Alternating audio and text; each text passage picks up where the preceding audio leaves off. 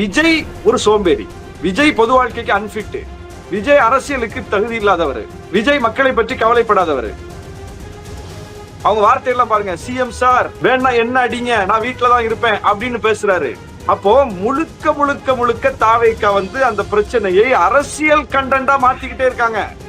அதை வச்சு அரசியல் தான் செய்யறாங்களே தவிர கோர்ட்டுக்கு போக தெரிஞ்சவங்க ஏன் கரூர் ஹாஸ்பிட்டலுக்கு போக தெரியல?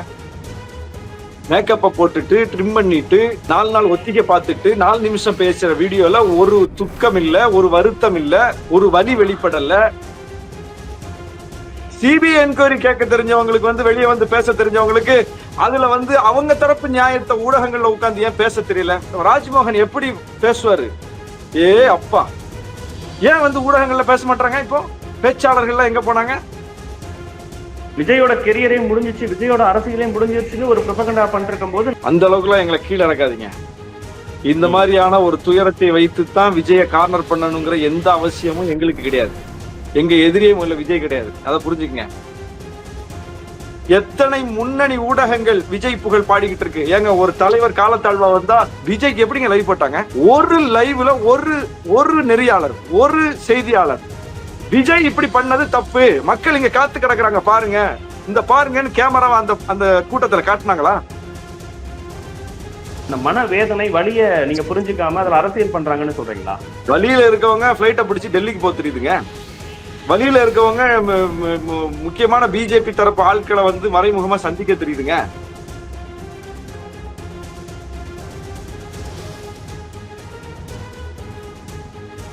ஆச்சி அதிரசமா விடுங்க, கையில தட்டி சூடான எண்ணெயில பொரிச்சா அதிரசம் ரெடி. வணக்கம். சிறப்பு நேர்காணலில் இன்று நம்மோடு இணைந்திருப்பவர் விடுதலை சிறுத்தைகள் கட்சியின் துணை பொதுச் செயலாளர் திருமிகு ஆலூர் ஷானவாஸ் சார். வணக்கம். விடுதலை சிறுத்தைகள் கட்சியின் தலைவர் தொல் திருமாவளவன் அவர்கள் மிக காட்டமான ஒரு செய்தியாளர் சந்திப்பை நடத்தி இருக்கிறாரு. RSS சொல்லிதான் விஜய் அவர்கள் 3 நாட்கள் கழித்து வீடியோ போட்டிருக்காரு அப்படிங்கிற விஷயங்களையும், ஃபுல் அண்ட் ஃபுல் நடிகர் விஜய் டிரெக்ஷன் பிஜேபி அப்படிங்கிற விஷயத்தையும் இதுவரைக்கும் சொல்லாத அளவுக்கு கோபமாக ஆக்ரோஷமாக இந்த 41 பேர் மரணத்திற்கு பிறகாக ஒரு பிரஸ் மீட் வச்சு சொல்லியிருக்கிறாரு. எந்த ஆதாரத்தின் அடிப்படையில RSS சொல்லிதான் விஜய் நடந்துக்கிறாரு நீங்க சொல்றீங்க? விஜயின் செயல்பாடுகளே அவற்றுக்கு சான்று.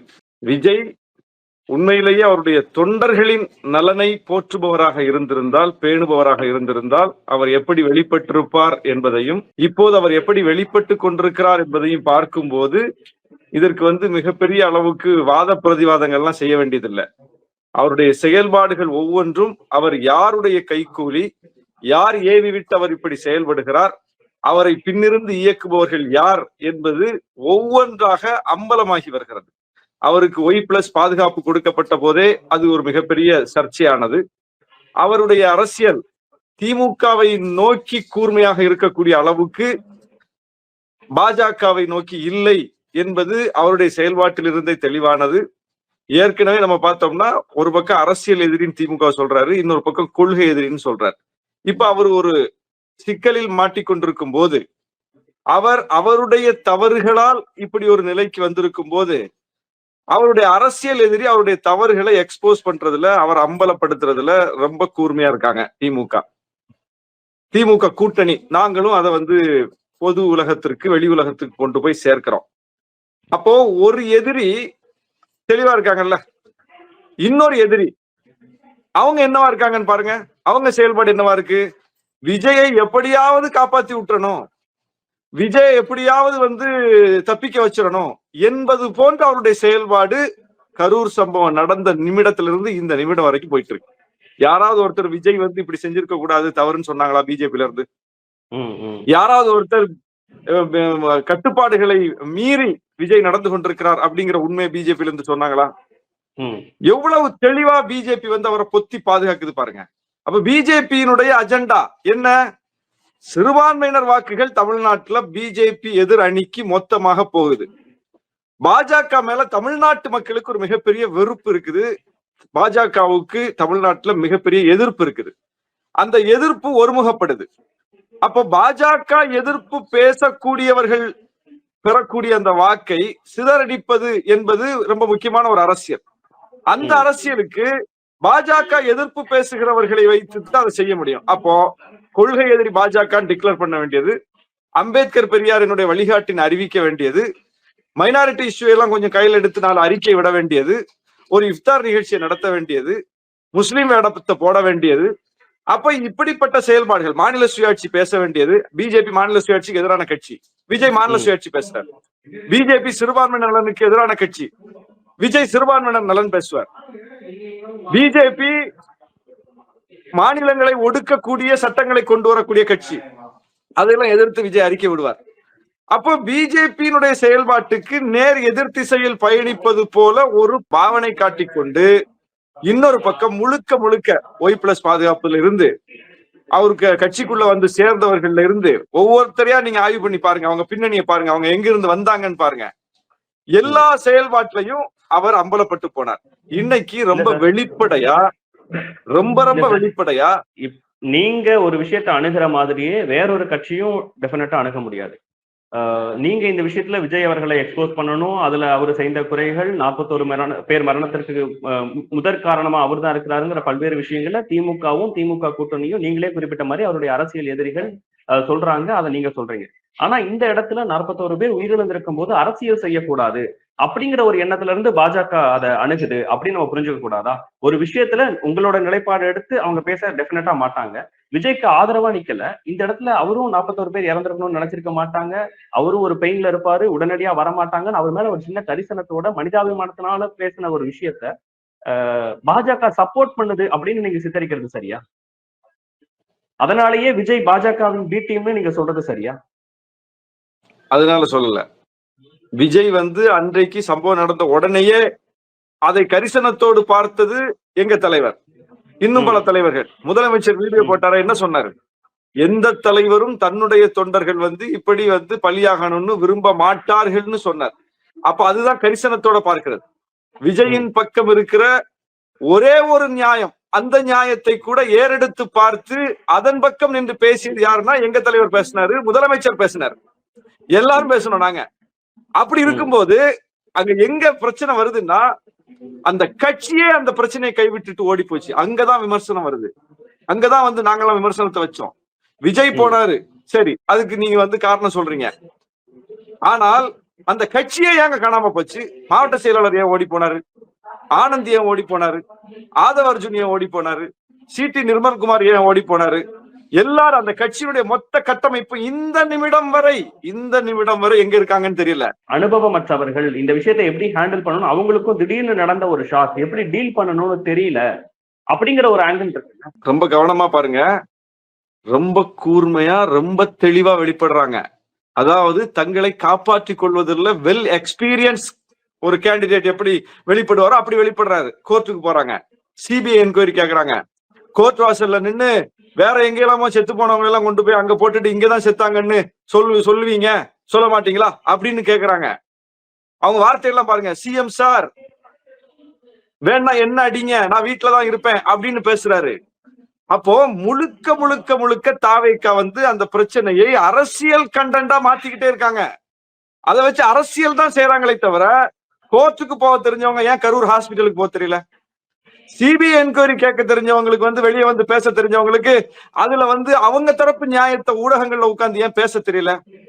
ஏன் ஒரு விவாதத்துக்கு கூட இன்னைக்கு வரைக்கும் வந்து தாவேக்காவுடைய ஒரே ஒரு பிரதிநிதி கூட வந்து உட்கார்ந்தா மாட்டிக்குவாங்க. இவர்களால் செந்தில் பாலாஜி உட்கார்ந்தாரா இல்லையா? ஏதோ ஒரு வகையில நானும் காரணமாயிட்டேன், 41 பேர் உயிரிழந்ததுக்கு அதுல இருந்து மீளவே முடியல, 3 நாள் ஆயிடுச்சு. அந்த மனவேதனை வலிய நீங்க புரிஞ்சுக்காம அதுல அரசியல் பண்றாங்கன்னு சொல்றீங்களா? ஏதோ ஒரு வகையில நாங்களும் காரணம் ஆயிட்டோம்னு இந்த நிமிஷம் வரைக்கும் தாவேக்காவினுடைய டாப் டு பாட்டம் யார் சொல்லியிருக்கா? அப்படி ஏதோ ஒரு வகையில வழியில இருக்கும் அப்படிங்கறத எல்லாரும் சொல்றாங்கல்ல. வழியில இருக்கவங்க பிளைட்டை பிடிச்சி டெல்லிக்கு போக தெரியுதுங்க. வழியில இருக்கவங்க முக்கியமான பிஜேபி தரப்பு ஆட்களை வந்து மறைமுகமா சந்திக்க தெரியுதுங்க.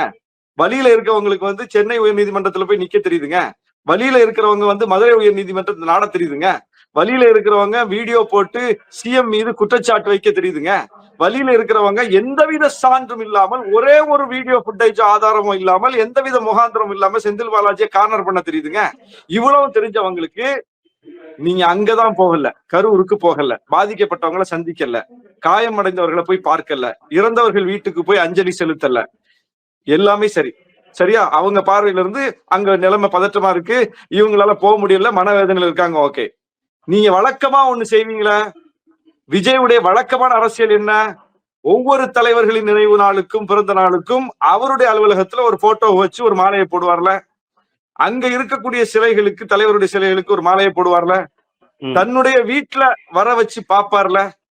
இது அவருடைய வழக்கமான அரசியல். அந்த அரசியலையாவது இதுல செஞ்சிருக்காரா? இது வரைக்கும் அந்த 41 பேருடைய புகைப்படங்களை வைத்து ஒரு அஞ்சலி கூட்டத்தை தாவேக ஆபீஸ்ல நடத்தியிருக்காங்களான்னு கேக்குறேன். தாவேக கொடிகளை தமிழ்நாடு முழுவதும் அரைக்கம்பத்தில் பறக்க விடுங்கன்னு ஒரே ஒரு உத்தரவு. பறக்குமா பறக்காதா? தமிழ்நாடு முழுவதும் ஒவ்வொருத்தர் குடும்பத்தையும் போன்ல தொடர்பு கொண்டு விஜய் வந்து பேசி ஆறுதல் சொல்லியிருக்காரா? இந்த நிமிஷம் வரைக்கும் காயம்பட்டவர்களுக்கு போன்ல தொடர்பு கொண்டு ஒரு ஆறுதல் சொல்லியிருக்காரா? விஜயுடைய துக்கத்தை விட மேலான துக்கம் யாருடையது?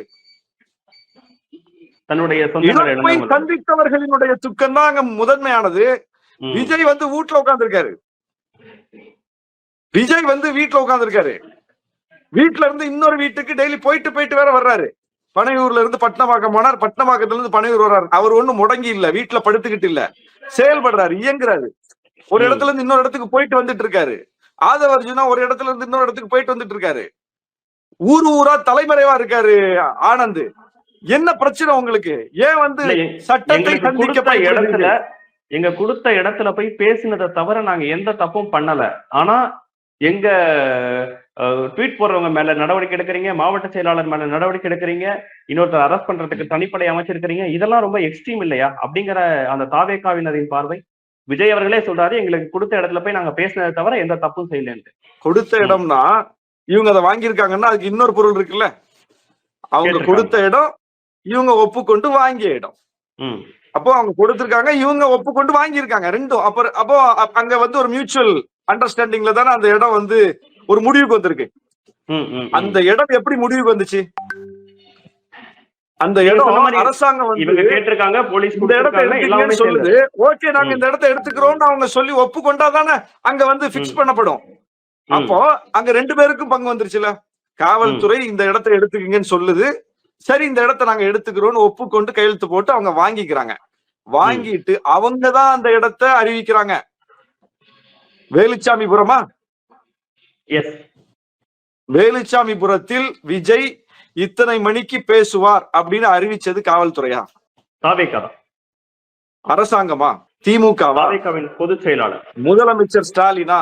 வேலுச்சாமிபுரத்தில் இத்தனை மணிக்கு விஜய் பேசுவார், எல்லாரும் வாங்க அணி திரளுங்கன்னு அழைப்பு விடுத்தது யார்? அப்ப அந்த இடத்துக்கு நீங்க ஒப்புக்கொண்டு அந்த இடம் ஓகேன்னு நீங்க சொல்லி நீங்க கையெழுத்து போட்ட பிறகு நீங்க தான் அறிவிக்கிறீங்க டைமையும் இடத்தையும். அப்போ இடம் டிஸ்பியூட் அங்க முடிஞ்சு போச்சு. அந்த இடத்துல இடத்தை பத்தி மாற்றுக்கிறதே நீ வரக்கூடாது. ஏன் பேச்சுக்கே இடம் கிடையாதுங்க. கையெழுத்து போட்டு வாங்கிருச்சு தாவேகா. அரசுக்கும் உளவுத்துறைக்கும் தெரியாதா விஜய் அவர்கள் வரும்போது எவ்வளவு கூட்டம் வரும்? ஈவன் அவங்க அக்செப்டே பண்ணிருந்தாலும் அந்த இடம் போதுமானதா இல்லையா? ஏன் 2 இடம் வேணாம், அதை தாண்டி இதை பெஸ்ட்னு சொன்னோம்னா இந்த இடமும் பத்தாதுங்கிற ஒரு புரிதல் வேணாமா? அப்படிங்கிற கேள்விகளை ஈவன் அதிமுகவில இருந்து இல்ல நயினா நாகேந்திரன் அவர்கள் எழுப்பின கேள்வி 10 கேள்வியில முதன்மை கேள்வி, பஸ் ஸ்டாண்ட் ரவுண்டானா கொடுக்காம இந்த இடத்தை ஏன் கொடுத்தாங்க? உதயநிதி ஸ்டாலின் அவர்கள் வரும்போது அந்த இடம் தானே கொடுத்தாங்கிற கேள்விகள்லாம் இருக்குல்ல. அந்த புரிதல் அரசுக்கு வேண்டாமா? கோர்ட் என்ன சொல்லிருக்கு பாத்தீங்களா? முதலமைச்சரை விட, எடப்பாடி பழனிசாமியை விட விஜய் டாப் ஸ்டாரு. அப்போ உதயநிதி ஸ்டாலினுக்கு கொடுத்த இடம் விஜய்க்கு போதுங்கிறீங்களா?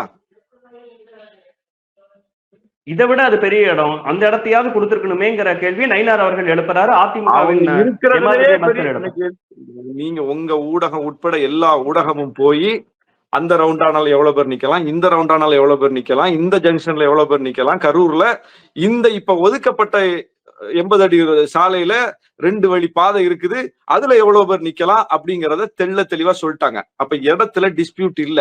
இன்னொன்னு, சின்ன இடமா பெரிய இடமாங்கிறதெல்லாம் பேச்சுக்கு இடம் கிடையாது. நீங்க ஒப்புக்கொண்டு கையெழுத்து போட்டு வாங்கியாச்சு. வாங்குறீங்கன்னாலே நீங்க கன்வின்ஸ் ஆகி தானே வாங்குறீங்க. வாங்கினதுக்கு பிறகு இடத்துல என்ன டிஸ்பியூட்னு கேக்குறேன். அந்த பேச்சுக்கே இடம் இருக்க கூடாதுங்க. நீங்க உங்கள் மீது திணித்து உங்களை கட்டாயமா கொண்டு வந்து கைது செய்து ஒரு மண்டபத்துல அடைக்கிற மாதிரி அடைக்கலங்க. அது வேற, அந்த நடவடிக்கை வேற. ஆனால் இது இந்த இடம் உங்களுக்கு சரியா இருக்கும், நீங்க கேட்ட இடம் சரியா இருக்காது அப்படின்னு காவல்துறை சொல்லி கன்வீன்ஸ் ஆகி தாவேக்கா கையெழுத்து போட்டு இடத்தை வாங்கிட்டு அந்த இடத்தில் விஜய் வருகிறார்னு அறிவித்தது தாவேக்கா தான். எத்தனை மணிக்கு கூப்பிட்டாங்க? 12 மணிக்கு கூப்பிட்டாங்க. அப்போ இடத்தை ஒப்புக்கொண்டு விட்ட பிறகு இடத்தை பத்திய பேச்சுக்கு இடம் இல்ல. நேரத்தை அவங்க பிக்ஸ் பண்ணிருக்காங்க, நேரத்தை அவங்க அறிவிச்சிருக்காங்க அதிகாரப்பூர்வமா. இந்த நேரத்துல வருவார் விஜய் வாங்கன்னு. அப்போ 12 மணிக்கு விஜய் வருவார்னு சொல்லிட்டா எத்தனை மணிக்கு அங்க தொண்டர்கள் வருவாங்க? 4 ஊருக்கு போயிட்டு வந்தாச்சு விஜய். விஜய் 4 ஊருக்கு போயிட்டு 4வது ஊர் தானே வர்றாரு. அப்போ 4 ஊர்ல களத்தை பார்த்திருப்பாங்கல்ல. விக்கிரவாண்டியில அதிகாலையிலேயே கூட ஆரம்பிச்சிட்டாங்கல்ல, மதுரையில முந்தின நாளே கூட ஆரம்பிச்சிட்டாங்கல்ல. அப்போ நம்ம சொன்ன நேரத்துக்கு பல மணி நேரம் முன்னதாகவே நம்ம தொண்டர்கள் வர்றாங்கிறது மத்தவங்களை விட யாருக்கு தெரியும்? விஜய் அவர்களுக்கு தாவேக்காக்கு தெரியும், விஜய்க்கு தானே தெரியும். அப்போ 12 மணின்னு சொன்னா 11:30க்கே விஜய் வர்றதுதான் முறையானது. ஏன்னா அவங்க தொண்டர்கள் அதுக்கு 3 மணி நேரம் முன்னாடி கூடிடுறாங்க. 11:30க்கே வந்துடணும் அவரு, அதுதான் முறையானது. ஏன்னா தலைவர்கள் வந்துட்டு தொண்டர்களுக்காக காத்திருக்க வேண்டிய நிலைமை பல இடங்கள்ல இருக்கு. ஆனா இங்க அப்படி இல்ல. இவரு சொன்னாலே போதும் ரசிகர்கள் வந்து அப்படியே குமிஞ்சிடுறாங்க, பல மணி நேரம் முன்னாடியே வந்து குமிஞ்சிடுறாங்க. அப்படி இருக்கும்போது அவரு 12 மணிக்கு எங்க இருந்தார் சொல்லுங்க? கரூர்ல இருந்தாரா? எங்க இருந்தார்? நாமக்கல்ல இருந்தாரு. அப்பயும் நாமக்கல்லையும் பேச ஆரம்பிக்கல. நாமக்கல் கூட்டத்தையே அவர் முடிக்கல. சரி, நாமக்கல் கூட்டத்துல இவங்க கேட்ட இடம் தானே கொடுத்தாங்க. அங்கே நெரிசல் வந்துச்சு. அங்க 40க்கு மேற்பட்டவர்கள் வந்து மருத்துவமனையில் அனுமதிக்கப்பட்டாங்களா இல்லையா? அங்க இதே மாதிரி வீடியோல பேசுற செயல்கள்ல தாவேக்கா தொண்டர்கள் ஈடுபட்டாங்களா இல்லையா? விஜய் அவர்கள் பேசும்போது கரூர்ல நடந்த விஷயம் ஏன் கரூர்ல மட்டும் இப்படி நடக்குது ஏன் அப்படின்னு கேக்குறாரு. நாகப்பட்டினத்துல வேளாங்கண்ணி கோயிலுக்கு சொந்தமான காம்பவுண்ட் சுவரை இடிச்சிட்டாங்கன்னு வழக்குங்க. நிபந்தனைகள் போட்டுதான் காவல்துறை நாகப்பட்டினத்துல அனுமதி கொடுத்துச்சு. எந்த நிபந்தனைய அங்க வந்து தாவேக்கா ஃபாலோ பண்ணுச்சு? நிபந்தனையை மீறியதாக வழக்கு இருக்கு நாகப்பட்டினத்துல. நாகப்பட்டினத்து கூட்டத்துல நாகப்பட்டினத்துக்காரங்க தானே கலந்துக்கணும். திருவாரூர்ல இருந்து 2000 பேரு, சீர்காழியில இருந்து, மயிலாடுதுறையில இருந்து, டெல்டா மாவட்டம் சுத்தி இருந்து 10,000 பேர் வந்திருக்காங்க. இது நிபந்தனைக்கு உட்பட்டதா? நீங்க மாநில மாநாடு போடுறீங்களா அல்லது மாவட்டம் தோறும் பிரச்சாரம் பண்றீங்களா? மாவட்டத்துக்கான பிரச்சாரம் தானே பண்றீங்க. அப்ப அந்த மாவட்டத்துக்காரங்க தானே வரணும். இப்ப கரூர்ல இறந்து போனவங்க பட்டியல் எடுத்து பாத்தீங்களா? அதுல கரூர்காரங்க மட்டுமா இருக்காங்க? 10 பேர் வெளி மாவட்டத்தை சேர்ந்தவங்க. திண்டுக்கல்காரங்க இருக்காங்க, சேலத்துக்காரங்க இருக்காங்க, நாமக்கல்காரங்க இருக்காங்க, காங்கயங்காரங்க இருக்காங்க, திருப்பூர்காரங்க இருக்காங்க. அப்ப இதுல இருந்து என்ன தெரியுது? பல முனைகள்ல இருந்து இவர்கள் திரட்டி கொண்டு வருகிறார்கள். வாங்கன்னு அழைப்பு கொடுக்கறாங்க. வர்றவங்களை கூடவே கூட்டு வர்றாரு. நாமக்கல்ல இருந்து 2000 பேர் 3000 பேரை கூட்டு வர்றாரு, பின்னாடியே கூட்டு வர்றாரு. அப்ப ஏற்கனவே ஒரு கூட்டம் காலத்தாழ்வின் காரணமாக டபுளா பெருகி நிக்குது. நீங்க சொன்ன நேரத்துக்கு வரல, அது முதல்ல குற்றம். அதுக்கு நீங்க வருத்தம் தெரிவிக்கல. நான் காலத்தாழ்வா வந்துட்டேன், என் மீது தவறு, வருந்துகிறேன்னு சொல்லணுங்க. எந்த நிகழ்ச்சிக்கு போனாலும் எங்க தலைவர் சொல்லுவாருங்க. எங்க தலைவர் ஒவ்வொரு ஸ்பீச்சை எடுத்து பாருங்க. அவர் காலத்தாழ்வு வீட்டுல தூங்கிட்டதுனால வராது. வர்ற வழியில 10 நிகழ்ச்சி அட்டன் பண்ணிட்டு வருவார்.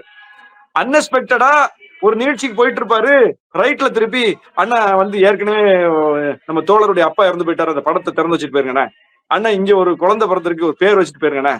அண்ணா இங்க வந்து ஒருத்தர் நம்ம கட்சிக்காரர் விபத்துல சிக்கி வீட்டுல படுத்திருக்காரு, கொஞ்சம் விசாரிச்சுட்டு போயிருங்கன்னு அன்எக்ஸ்பெக்டடா அவருடைய ஷெட்யூல்ல இல்லாத ஆக்கப்பூர்வமான விஷயங்கள் தான் இது. எதுவுமே வந்து சும்மா வீணான விஷயங்கள் கிடையாது. இதெல்லாம் அட்டன்மெண்ட் அவர் போகும்போது 1 மணி நேரம் 2 மணி நேரம் தாமதம் ஆயிடும். அங்க 10 மணிக்கு வர்றேன்னு சொன்னா 12 மணிக்கு போவார். போனோன்னு என்ன தெரியுமா செய்வார்? மைக்க பிடிச்சு, குறித்த நேரத்துக்கு வர முடியல, இப்படி எல்லாம் வழியில ஆகி போச்சு, இந்த மாதிரி நடந்துருச்சு, தோழர்கள் அங்க எங்கேயும் கூட்டு போயிட்டாங்க, எல்லாத்தையும் அட்டன்மெண்ட் இங்க வர்றதுக்கு தாமதம் ஆயிடுச்சு, காலத்தாழ்வா வந்ததுக்கு பொறுத்தருளகவும் அப்படின்னு சொல்லுவாருங்க. இதுதான் ஒரு லீடருக்கான ரெஸ்பான்சிபிலிட்டி. விஜய் எத்தனை மணி நேரம் காலத்தாழ்வா வர்றாரு? வேகாத வெயில்ல தன்னுடைய தொண்டர்களை, வேற யாரோ இல்ல, அவருடைய அரசியல் எதிரிகள் கிடையாது. அங்க கூடியிருந்தவங்க அவருடைய அரசியல் எதிரிகளோ கொள்கை எதிரிகளோ கிடையாது. வேணா கொள்கை எதிரிகள் வேணா கூடியிருக்கலாம், விஜய்க்கு இப்ப அவங்க சப்போர்ட் ஆயிட்டாங்கல்ல. ஆனால் அரசியல் எதிரிகள் அங்க கட்டாயமா கூடியிருக்க வாய்ப்பு இல்ல. அப்ப யார் போயிருக்கா? முழுக்க முழுக்க அவரை நேசிக்கக்கூடிய, அவரை உயிருக்குயிராக நேசிக்கக்கூடியவர்கள் கூடியிருக்காங்க. மணிக்கணக்கில் கூடியிருக்காங்க. குறிப்பா நீதிமன்ற வழிகாட்டுதலையும் மீறி பெண்களும் குழந்தைகளும் கூடியிருக்காங்க.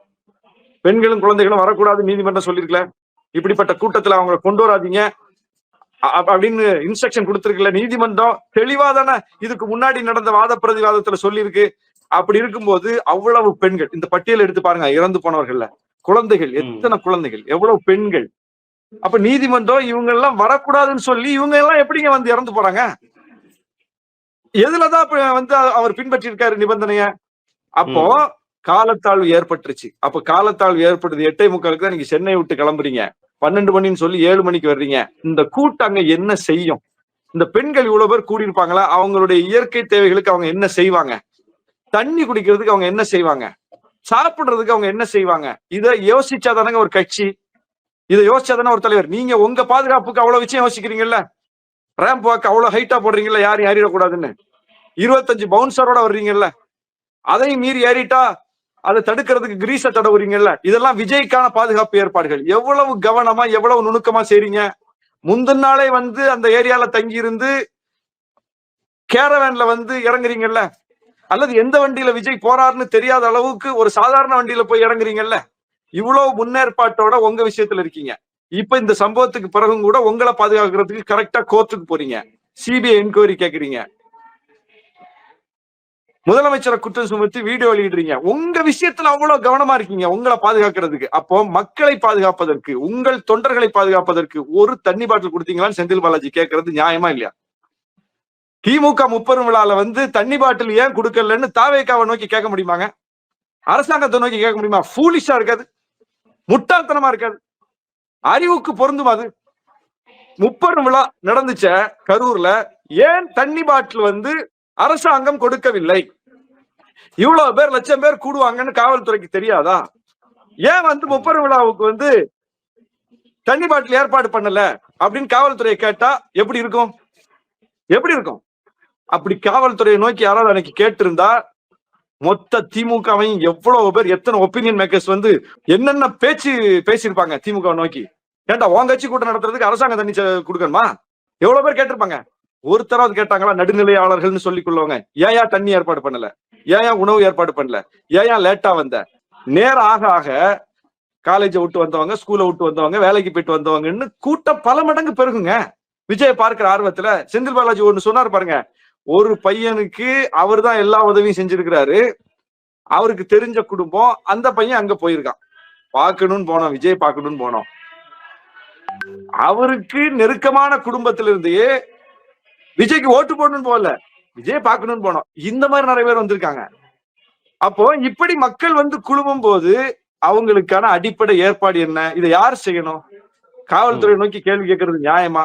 காவல்துறை இடத்தை ஒதுக்கி கொடுக்கும், பந்தோபஸ்து கொடுக்கும், அவ்வளவுதான். எல்லா கட்சிக்கும் அதானே செய்யும். அதே இடத்துல அதிமுக பொதுச் செயலாளர் பேசிட்டு போனார எடப்பாடி பழனிசாமி, எதிர்கட்சி தலைவர், அவருக்கு போலீஸ் பாதுகாப்பு எவ்வளவு இருந்துச்சு, விஜய்க்கு எவ்வளவு இருந்துச்சு? ஒரு எதிர்கட்சி தலைவருக்கு 4 மடங்கு கூட. இந்த விஷயங்கள் தான் விஜய் அவர்கள் மேல ஏன் வழக்கு பதிவு செய்யல, ஏன் ஆதவ அர்ஜுனா மேல வழக்கு பதிவு செய்யல, ஏன் ஜானோ ராகேசாமி மேல வழக்கு பதிவு செய்யல, ஏன் அருண் ஐஆர்எஸ் மேல வழக்கு பதிவு செய்யல அப்படிங்கிற கேள்விகளை உங்க தலைவர் எழுப்பறதுக்கான காரணமா? கட்டாயமா நியாயமான கேள்வி. ஏன் விஜய் மேல வழக்கு பதிவு செய்யல? ஆனந்த் மேல வழக்கு பதிவு செய்வதற்கு என்ன நியாயம் உண்டோ அந்த நியாயம் விஜய் மேல உண்டா இல்லையா? காலத்தாழ்வு செய்தது யாரு? ஆனந்தா, விஜயா? மணிக்கணக்கில் மக்களை காக்க வச்சது யாரு? அதுல முதல் குற்றவாளி யாரு? விஜய் வந்து 12 மணிக்கு வந்தா வந்து ஆனந்த் என்ன பண்ணிருப்பாரு? வர வேண்டாம், 7 மணிக்கு வாங்கன்னு சொல்லிட முடியுமா? சொல்லி விஜய் அதை கேட்டுருவாரா? அப்ப விஜய் ஒரு சோம்பேறி, விஜய் பொது வாழ்க்கைக்கு அன்பிட், விஜய் அரசியலுக்கு தகுதி இல்லாதவர், விஜய் மக்களை பற்றி கவலைப்படாதவர். அவர் வந்து ஒரு பிம்ப அரசியல் இவ்வளவு நாளா இருந்தவர், ஒரு பிம்பமா அவர் வந்து பார்த்துட்டு இருக்காரு. சினிமால யார் பார்த்தாலும் அவர் சல்யூட் அடிப்பாங்க, ஒரு உச்ச நட்சத்திரம், அவருக்கு ஒரு பெரிய இது இருக்கு. அரசியல் எல்லாரும் யார் பார்த்தாலும் கேள்வி கேட்பாங்க. ரெண்டுக்கும் வேறுபாடு இருக்கு. சினிமால போற்றி பாடி இருப்பான், அரசியல்ல வந்து போட்டு உடைப்பான். அப்போ அந்த வாழ்க்கை வேற, இந்த வாழ்க்கை வேற.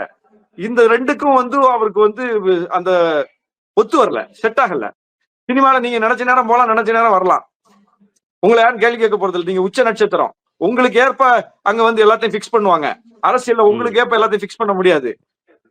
சினிமா வந்து நீங்க எதிர்பார்த்து செய்வது, இன்னைக்கு டேட்ல ஷூட்டிங், இத்தனை மணிக்கு ஷூட்டிங், இந்த இடத்துல ஷூட்டிங் அப்படின்னு நீங்க எதிர்பார்த்து செய்வது சினிமா. எதிர்பாராமல் செய்வது அரசியல். இன்னைக்கு என்ன நடக்கும்னு உங்களுக்கு தெரியாது, நடக்கும், ஃபேஸ் பண்ணணும். நாளைக்கு என்ன நடக்கும்னு உங்களுக்கு தெரியாது, நடக்கும், ஃபேஸ் பண்ணணும். சினிமால என்ன நடக்கும்னு உங்களுக்கு தெரியும்.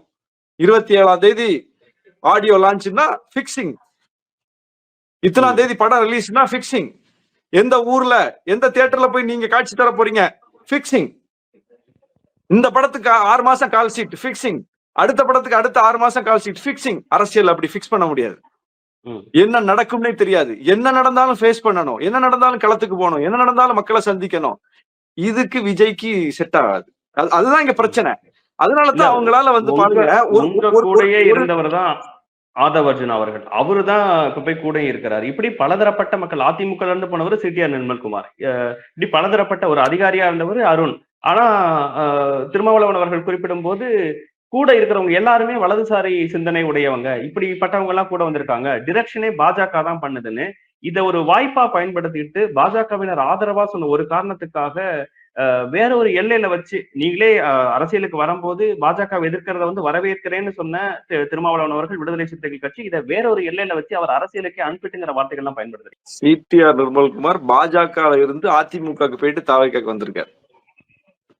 இவர் அருண் வந்து பாஜகவினுடைய அதிகாரியாக பாஜக அரசு ஏவி விட்டு விஜய்கிட்டயே போய் ரைடு பண்ணவர். அன்னைக்கு விஜய் ரைடு பண்ண வேண்டிய தேவை பாஜக இருந்துச்சு. விஜயை பணிய வைக்கிறதுக்கு, விஜயை வந்து தங்களுடைய வழிக்கு கொண்டு வர்றதுக்கு ஒரு அதிகாரியாக பயன்பட்டவர். திமுக எதிர்ப்புல இன்னைக்கு ரொம்ப ரொம்ப எக்ஸ்ட்ரீமா இருக்கிறாரு ஆதவ் அர்ஜுனா. வெறுப்ப வன்மத்தை உமிழ்றாரு, இளைஞர்களை தூண்டி விட்டு கலவரம் பண்ணுங்கன்னு சொல்றாரு, அந்த இடத்துக்கு போறாரு. அப்போ திமுக எதிர்ப்பு பாஜக ஆதரவு நபர்கள் தான் முழுக்க முழுக்க சுத்தி இருக்காங்க. புஷி ஆனந்த் யாரு, அவருடைய பின்னணி என்ன? அப்போ முழுக்க முழுக்க பாருங்க, யாராவது அதுல வந்து திராவிட இயக்க கொள்கைவாதி இருக்காங்களா? யாராவது வந்து சமூக நீதி கொள்கைவாதி இருக்காங்களா? முழுக்க முழுக்க முழுக்க இந்த சக்திகள் தான் சூழ்ந்திருக்கு. அப்ப இவங்க தான் இயக்குறாங்க. இப்படி இயக்கப்படுகிறார்னு விஜயுடைய அப்பாவே ஒரு காலத்துல சொல்லியிருக்காரு. அந்த ஸ்டேட்மெண்ட் கூட இப்போ வைரலா போயிட்டு இருக்கு. இவங்க எப்படி பண்ணுவாங்க, விஜய் எப்படி கையாளுவாங்க, விஜய் எப்படி வந்து ஒரு கூண்டு கிளியா இவங்கள்ட்ட சிக்கி இருக்கிறாரு அப்படின்னு சொல்றாங்க. அவரே சொல்றாரு. எல்லாத்தையும் விட்டுருங்க, ஒரு லீடர்னா பகுத்து பார்க்கிற அறிவு தனக்கு இருக்கணும்ல. சொல்றதையெல்லாம் கேட்டுட்டு செயல்றவர் எப்படி லீடர் ஆவாரு? 1000 பேர் சொன்னாலும் பகுத்து பார்த்து காலத்துக்கும் நிற்கக்கூடிய முடிவை எடுப்பவர் தான் தலைவர். நீங்க உடனே கிளம்பிட்டீங்க இடத்தை விட்டு, துயரம் நடந்துருச்சு. 41 பேர் உங்களுடைய ரத்த சொந்தங்கள் மாதிரி, உங்களுடைய கட்சிக்காரங்க, உங்களை பார்க்க வந்த மக்கள், தொண்டர்கள், அவங்க இறந்து போயிட்டாங்க. உங்க கூட்டத்துல வந்து பலியாயிட்டாங்க. நீங்க தாமதமா வந்ததுனால, நீங்க செய்த பல பிழைகள்னால அப்படி ஆயிப்போச்சு. இது காரணம் ஆயிட்டீங்க. இப்போ உங்களால திரும்பி அந்த இடத்துக்கு போக முடியல. சரி, ஓகே, இன்னும் மேலும் பதற்றமாகும். ஓகே, நீங்க ஒரு உச்ச நட்சத்திரம், திரும்பி அங்க கூட்டம் கூடும். காவல் வந்து நம்ம மருத்துவமனையினுடைய அட்மாஸ்பியர் வந்து கெட்டு போகும். சரி, அதனால நீங்க கிளம்பிட்டீங்க. ஓகே, அந்த திருச்சியில இருந்துட்டு கட்சிக்காரங்களுக்கு டைரக்ஷன் கொடுத்து, ஆனந்த் நீங்க போங்க, ஆதவ் அர்ஜுனா நீங்க போங்க. ஆதவ் அர்ஜுனா வந்தா கூட்டம் கூடுமா? நான் கேக்குறேன். ஆனந்த் போனா கூட்டம் கூடுமா? தள்ளு முள்ளு வருமா? கேக்குறேன். இந்த அதிகாரி இருந்து வந்திருக்காரு அருணா, அருண் ஐஆர்எஸ் அவர் மூஞ்சியாவது யாருக்காவது தெரியுமாங்க? அவரு போய் வந்து கரூர் மருத்துவமனையில நிக்கிறாரு அன்னைக்கு நைட்டுன்னு வைங்க, யாருக்கு தெரியும் சொல்லுங்க, தயவு செய்து சொல்லுங்க. இந்த ராஜ்மோகன் லயோலா மணியாவது மீடியால வர்றாங்க தெரியும். அருணை யாருக்கு தெரியும்? சிடி நிர்மல்குமாரை எத்தனை பேருக்கு தெரியும்? அந்த மாவட்ட செயலாளர் எத்தனை பேருக்கு தெரியும்? யார் வந்து அவங்கள டிஸ்டர்ப் பண்ண போறாங்க? மக்கள் கொந்தளிப்பா இருப்பாங்க, ஏதாவது எதிர்த்து பண்ணிடுவாங்க அப்படிங்கிற அச்சம் உங்களுக்கு இருக்குமானா அங்கதான் நீங்க சிக்கிறீங்க. அந்த அச்சம் செந்தில் பாலாஜிக்கு இருக்குமானா அவர் போயிருக்க மாட்டார். நீங்க செந்தில் பாலாஜி தான் காரணம்னு சொல்லி வன்மத்தை விதைக்கிறீங்க. செந்தில் பாலாஜி மருத்துவமனையில் நிற்கிறார். செந்தில் பாலாஜி இறந்தவங்க ஒவ்வொரு வீட்லயும் இருக்கிறார். காரணம்னு யாரு தாவேகா தரப்புல இருந்து அப்படி அதிகாரப்பூர்வமா சொன்னதெல்லாம் இல்ல. ஏதோ ஒரு அரசியல் சூழ்ச்சி நடந்திருக்கு அப்படிங்கிற வார்த்தைகளை திருப்பி திருப்பி பயன்படுத்துறாங்க. அரசியல் சூழ்ச்சி சொல்லுங்க, அதையாவது சொல்லுங்க. தர்மத்தின் வாழ்வுதனை சூது கவும் அப்படின்னு அதையாவது சொல்லுங்க. நீங்க எல்லாம் கேள்வி கேட்கறதுக்கு, சந்தேகத்தை தெளிவுபடுத்துறதுக்கு ரெடியா இருக்கீங்கல்ல? எத்தனை முன்னணி ஊடகங்கள் விஜய் புகழ் பாடிக்கிட்டு இருக்கு. ஏங்க, ஒரு தலைவர் காலத்தாழ்வா வந்தா மீடியாக்கள் வழக்கமா என்னங்க பண்ணும்? முதலமைச்சர் வருகைக்காக காத்து கிடக்கிறார்கள். முதலமைச்சர் வருகைக்காக அங்கே மக்கள் ஆரவாரத்தோடு எதிர்பார்த்து நிற்கிறார்கள். இதோ முதலமைச்சர் வந்து கிளம்பி விட்டார், வந்து கொண்டிருக்கிறார். இப்படியா சொல்லும்? அந்த இடத்திலேயே ஸ்டாலின் அப்படியே கிழித்து தொங்க விடப்பட்டிருப்பார் மீடியாவால. எத்தனை மணிக்கு வரேன்னு சொல்லிட்டு எத்தனை மணிக்கு கிளம்புறீங்க அங்கிருந்து கேட்டிருக்குமா மீடியா? யாராவது அன்னைக்கு எப்படி லைவ் போட்டாங்க? எல்லாம் விஜய்க்கு எப்படிங்க லைவ் போட்டாங்க? ஒரு லைவ்ல ஒரு நெறியாளர், ஒரு செய்தியாளர் விஜய் இப்படி பண்ணது தப்பு, மக்கள் இங்க காத்து கிடக்குறாங்க பாருங்க, இந்த பாருங்கன்னு கேமராவை அந்த கூட்டத்துல காட்டினாங்களா?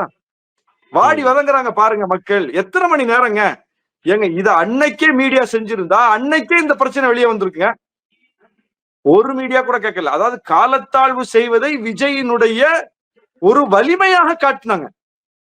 விஜய்க்கு பாருங்க, மக்களுமே கேட்கலையே சார். அங்க இருக்கக்கூடிய மக்களுமே எங்களை இவ்வளவு நேரம் வெயிட் பண்ண வைக்கிறாருன்னு ஒரு மக்கள்ல ஒருத்தங்க கூட கேள்வி கேட்கலையே. ஏங்க, சினிமா கவர்ச்சியில விஜய பார்க்கணும்னு கிடக்குறான், எப்படியாவது பாத்திர முடியாதான்னு கிடக்குறான். அந்த அளவுக்கு தமிழ்நாடு கேடுகட்டு போச்சுங்கிறது தான் இப்ப நமக்கு கிடைச்சிருக்கிற வருத்தமான வேதனையான ஒரு செய்தி. இதை மாத்தணும் நம்ம. இப்போ கல்வியில சிறந்த தமிழ்நாடு, பகுத்தறிவில் சிறந்த தமிழ்நாடு, மற்ற மாநிலங்களுக்கு வழிகாட்டும் தமிழ்நாடு, சமூக நீதியில் முன்னேறிய தமிழ்நாடுன்னு பல தமிழ்நாட்டுக்கு முன்னோட்டு போட்டுக்கிட்டு இருக்கோம். ஆனா இன்னொரு பக்கம் இளைஞர்கள் இவ்வளவு மோசமான சினிமா மாயையில சிக்கி ஒரு நடிகனுக்காக, தலைவனுக்கான எந்த தகுதியும் இல்லாத ஒரு சினிமா நடிகனுக்காக இப்படி கூடி கிடக்குறாங்க மணிக்கணக்கில்ங்கிறது மிக மிக அவலம். அந்த அவலத்தை போக்குறதுல எல்லாருக்கும் பொறுப்பு இருக்கு. ஆனா மீடியாக்கள் எப்படி அதை சித்தரிக்கிறாங்க பாருங்க. விஜய் லேட்டா வந்தா அதுவும் விஜய்க்கு பாசிட்டிவா காட்டுவாங்க. விஜய் குறித்த நேரத்துல வரலன்னா அதை பாசிட்டிவா காட்டுவாங்க. விஜய் தவறு செஞ்சா அதை பாசிட்டிவா காட்டுறாங்க. மற்ற தலைவர்களுக்கு கிடைக்காத ஊடக சொகுசுங்க இது. எந்த தலைவருக்கும் கிடையாது இந்த ஊடக சொகுசு. எந்த தலைவருக்கும் கிடையாது. யாராவது இப்படி செஞ்சா அங்கேயே எக்ஸ்போஸ் பண்ணிடும் மீடியா, அங்கேயே அம்பலப்படுத்திடும், அங்கேயே 10 பேர்ட்ட பேட்டி எடுத்து போட்டுரும். இவ்வளவு நேரம் காத்து கிடக்குறாங்களே அப்படின்னு சொல்லி அங்க மயங்கி விழுறவங்களை அப்படியே ஃபுட்டேஜ் எடுத்து எடுத்து எடுத்து அங்கேயே காட்டப்பட்டிருக்கோம். ஆனா பாருங்க, விஜய் வந்து அவர் பேசும்போது அங்க வந்து நெரிசல்ல மயங்கி விழுந்து ஆம்புலன்ஸ்ல தூக்கிட்டு போய் இத கூட மீடியா காட்டல. அப்போ விஜய் பேசுறதுதான் காட்டிக்கிட்டு இருந்தது. அப்போ கூட ஒரே ஒரு விஷயம் சார், திருமாவளவன் அவர்கள் பேசும்போது அவர் பேச பேச மயங்கி விழுவுறாங்க, நான் அடிபட்டதுக்கெல்லாம் வந்து எனக்கு அவ்வளோ வலி இருந்தது, இதை கூட அவர் கண்டுக்க மாட்டாரு, ஈவு இரக்கமற்றவரா இருக்கிறாரு, கொஞ்சம் கூட ஈரம் இல்லாதவரா இருக்கிறாருங்கிறாரு. ஒரு தலைவர், அவர் தலைவராகவே இல்லாம இருந்தாலுமே கூட ஒரு சாதாரண மனிதன் அது தெரிஞ்சிருந்தா அப்படி நடந்துக்குவாங்களா? அவர் தெரியாம ஏதோ ஒரு சில விஷயங்கள் நடந்திருக்கு, ஆனா அவர் தெரிஞ்சுக்கிட்டே அதை கண்டுக்காத மாதிரி இருக்காருங்கிற மாதிரி சித்தரிக்கிறாங்களா, இல்ல அது உண்மையா அப்படிதான் நடந்துதா? மதுரையில மயங்கி விழுந்தாங்களா இல்லையா? மதுரை மாநாட்டுல இறந்தாங்களா இல்லையா? விக்கிரவாண்டியில மயங்கி விழுந்தாங்களா இல்லையா? விக்கிரவாண்டியில இறந்தாங்களா இல்லையா? நாகப்பட்டினத்துல மயங்கி விழுந்தாங்களா இல்லையா? இந்த சென்னையில வந்து லாக்அப் டெத் மரணங்களை கண்டித்து அவர் நடத்தின 10 நிமிஷ போராட்டத்துல எவ்வளவு பேர் மயங்கி விழுந்தாங்க? பொது சொத்துக்கள் அவர் போற இடமெல்லாம் சூறையிடப்பட்டதா இல்லையா அவர் தொண்டர்களால? சென்னை ஆர்ப்பாட்டத்துல பொது சொத்து சேதத்துக்குள்ளாச்சா இல்லையா? திருச்சி ஏர்போர்ட் சூறையிடப்பட்டதா இல்லையா? நாமக்கல்ல அவர் எங்கிருந்து வர்றாரோ அங்கேயே 40க்கும் மேற்பட்டவர்கள் நெரிசல்ல சிக்கி மயங்கி விழுந்து மருத்துவமனையில் அனுமதிக்கப்பட்டாங்களா இல்லையா? இவ்வளவு அனுபவத்தோட தானே கரூருக்கு வர்றாரு. இவ்வளவு அனுபவத்தோட வர்றாரு. சரியா நேரத்துக்கு வந்தாரா? அங்க உள்ள தொண்டர்களுக்கு ஒரு தனி பாட்டிலாவது கொடுத்தாரா? எந்த ஏற்பாடாவது செஞ்சு வச்சாங்களா? சம்பவம் நடந்து விட்ட பிறகு அது பொறுப்பேற்றுக்கிட்டு அங்க இருந்து அந்த மக்களை காப்பாற்றுவதற்கு ஏதாவது நடவடிக்கைகள் ஈடுபட்டாங்களா? ஏதோ ஒரு வகையில நாங்க இதுக்கு காரணமாயிட்டோம், என்னுடைய காலத்தாழ்வுக்கு நான் வருந்துகிறேன், நாங்க அங்க மக்களுக்கு எந்த ஏற்பாடும் செய்யாம வைத்ததுக்காக நான் வருந்துகிறேன் இருக்கா? இல்ல. அதான் பார்க்கணும். நீங்க மனிதத்தன்மையே இல்லைங்க. ஒரு அஞ்சலி கூட்டம் இருக்கா? ஒரு இரங்கல் இருக்கா? ஒரு கொடி கம்பத்தை அரை கம்பத்துல பறக்க விடுற ஒரு வழக்கமான நடைமுறை இருக்கா? எதுவுமே இல்லைங்க. யாரையாவது ஒரு பிரதிநிதி அனுப்பி முதல்ல தலைவர் 2வது வருவாரு, சூழ்நிலை சரியான வருவாரு அப்படின்னு சொல்லக்கூடிய ஒரு அணுகுமுறை இருக்கா? நானே போய் எல்லாத்தையும் பார்ப்பேன் அப்படிங்கிற விஷயங்களையும் தொடர்ந்து சொல்றாரு. மற்றவர்களும் இவர் பார்க்க வேண்டிய தேவை இல்லைங்க. இவர் லேட்டா கூட போட்டோம். இவர் பிரதிநிதி ஒருத்தர் போய் காயம்பட்டவங்க எப்படி இருக்காங்க, மருத்துவமனையில எப்படி இருக்காங்க? ஏங்க, உங்க கட்சிங்க, உங்க கட்சி தொண்டர்கள் முப்பெரும் விழால வந்தவங்க இப்படி ஒரு பாதிப்புக்கு உள்ளானா எல்லாரும் அன்னைக்கு நைட்டே எஸ்கேப் ஆயிட்டாங்கன்னு வைங்க. திமுகல சுவிட்ச் ஆஃப் பண்ணிட்டு போயிட்டாங்கன்னு வைங்க. முதலமைச்சர் உடனே பிளைட்டை பிடிச்சு சென்னைக்கு ஓடிட்டார். செந்தில் பாலாஜி போனை சுவிட்ச் ஆஃப் பண்ணிட்டு அப்ஸ்காண்டு. அந்த காட்சியை நீங்க நினைச்சு பாருங்க. அந்த இடத்துல தாவேக்காவும் அதிமுகவும் போய் ஹாஸ்பிட்டல்ல நின்று திமுக தொண்டர்களை மீட்டாங்கன்னு வைங்க, அவங்க வீடுகளுக்கு போய் ஆறுதல் சொன்னாங்கன்னு வைங்க, அந்த காட்சியை நீங்க நினைச்சு பாருங்க. விசிக நாங்க திருச்சியில பேரணி நடத்தினோம், லட்சம் பேர் பங்கேற்ற பேரணி. அங்க ஒரு அசம்பாவிதம் ஏற்பட்டு உடனே எங்க தலைவர் பிளைட்டை பிடிச்சிட்டு சென்னைக்கு போயிட்டாரு, நாங்க எல்லாம் சுவிட்ச் ஆஃப் பண்ணிட்டு அப்ஸ்காண்ட் ஆயிட்டோம். 5 நாள் ஆகி மீடியால வந்து ஒரு வார்த்தை கூட அதற்கு விளக்கம் சொல்லதுக்கு நாங்க தயாரா இல்லைன்னா, எங்க தொண்டர்களை காப்பாற்ற தாவேகா தொண்டர்கள் வந்தாங்க, அதிமுக தொண்டர்கள் வந்தாங்க, பிஜேபி தொண்டர்கள் வந்தாங்கன்னு ஒரு சூழ்நிலை இருந்துன்னா எங்களை என்னங்க நீங்க சொல்லுவீங்க? அதை மட்டும் எனக்கு சொல்லுங்க. எங்களை என்ன சொல்லுவீங்க? நாங்க எப்படி சித்தரிக்கப்படுவோம்? எங்களுக்கு நியாயம் கற்பிப்பீங்களா? திருமாவளவன் போனா அங்க வந்து பிரச்சனை ஆயிருங்க, அவர் போகாம இருக்கிறது சரிதான் அப்படின்னு சொல்லுவீங்களா? யாராவது ஒருத்தர் சொல்லுவீங்களா? சொல்லுங்க. அது எப்படிங்க விஜய்க்கு மட்டும் நொட்ட வர்றீங்க எல்லாரும்? எப்படி அது வர்றீங்க? என்னங்க அப்படி விஜய்கிட்ட வந்து என்ன அவர்கிட்ட சித்தாந்தம் இருக்கு? என்ன அவர் தமிழ்நாட்டை மீட்க போறாருன்னு எல்லாரும் இப்படி பொத்தி பாதுகாக்கிறீங்க அவரை? என்ன அவர்கிட்ட அஜெண்டா இருக்கு? என்ன ஸ்பெஷல் அவர்? அதை சொல்லுங்க நீங்க. எங்கள் தலைவரை விட, இங்க இருக்கக்கூடிய அரசியல் கட்சி தலைவர்களை விட, முதலமைச்சரை விட என்ன ஸ்பெஷல் விஜய்கிட்ட? அப்ப இவங்க எல்லாம் தப்பு செய்தால் எக்ஸ்போஸ் பண்ண ரெடியா இருக்கீங்க. தப்பை செய்யறதில்ல. நான் தான் சொன்னேன், ஒரு மாநாடை எப்படி நடத்தணும், ஒரு மக்களை எப்படி கூட்டணும், ஒரு பேரணியை எப்படி கூட்டணும், அதை எப்படி பாதுகாப்பா திரும்பி அவங்களை அனுப்பி வைக்கணும்னு கண்ணும் கருத்துமா செயல்படுகிறோம். அதை மீறி ஒரு விபத்து நடந்துட்டா மறுநாள் காலையில அங்க போய் நிக்கிறோம் நாங்க. அந்த உடலை எடுத்து அடக்கம் செய்யற வரைக்கும் எங்க தலைவர் அங்கதான் நிப்பார். மாநாடு முடிஞ்சிருச்சு, போனவங்க முழுக்க பாதுகாப்பா போயிட்டாங்க, ஒரு விபத்துல ஒரு 4 பேர் 5 பேர் இறந்து போயிட்டாங்கன்னா அந்த 5 பேர் வீட்டுக்கும் போவார். அடுத்த நாள் அதுதான் வேலை அவருக்கு. போய் அவங்களை அடக்கம் செய்து விட்டு, இறுதி மரியாதை செலுத்தி விட்டு, அந்த குடும்பத்துக்கு தேவையான உதவிகளை செய்து விட்டு, அந்த துக்கத்துல அந்த குடும்பத்துல ஒருவரா இருந்து அதையெல்லாம் செஞ்சுட்டு தான் வருவாரு. அப்படிதான் நாங்க பார்த்திருக்கிறோம். அப்படிப்பட்ட எந்த நடவடிக்கையும் இல்லை. அப்போ நீங்க வந்து அங்க வந்து ஒரு இன்டிமேட் பண்றாங்க உங்களுக்கு நெரிசல்ல, அவன் வந்து எப்படியாவது உங்களுக்கு உணர்த்தணும்னு நினைக்கிறான். கையில கிடைக்கிறத தூக்கி மேல போடுறான், தண்ணி பாட்டில தூக்கி போடுறான், செருப்பை தூக்கி போடுறான், உங்க கவனத்தை ஈர்க்கிறான். ஏன்னா நீங்க பேசிக்கிட்டு இருக்கீங்க. அதுதான் கேள்வி எழுப்புறாங்க. யாராவது அவருடைய தொண்டர்களா இருந்தா செருப்பை வீசுவாங்களா, கெட்ட வார்த்தை சொல்லி திட்டுவாங்களா, கல் எடுத்து வீசுவாங்களா அப்படிங்கிறாங்க. அதுதான் அவங்க வந்து ஒரு வைக்கிற முக்கியமான விமர்சனமா இருக்கு. அதுதான் நான் சொல்றேங்க, வெறும் தொண்டர்கள் மட்டும்தான் கூடுறாங்களா? கோர்ட் என்ன சொல்லுது? முதலமைச்சருக்கு அவருடைய கட்சிக்காரங்க கூடுவாங்க, எடப்பாடி பழனிசாமிக்கு அவங்களுடைய கட்சிக்காரங்க கூடுவாங்க.